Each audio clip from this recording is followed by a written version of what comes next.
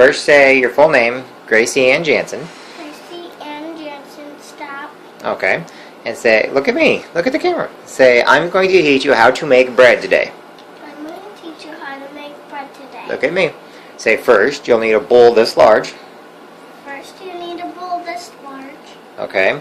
And then need to heat 2 cups of water. Then you need to heat 2 cups of water To about 111 to about 111 degrees Fahrenheit. And say you'll also need to wash your hands very well. And you also need to wash your hands very well. Alright, say you will also need salt. You also need salt. You will also need, say, yeast. You also need yeast. Active dry yeast. Active dry yeast. Okay, you can show them this. Show them that.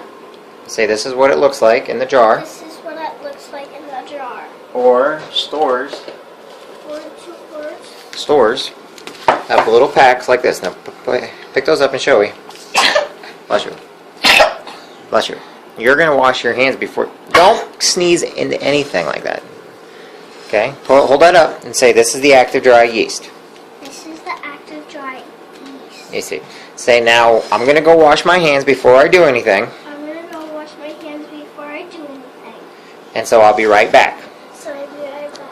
And say this is part 1. This is part 1.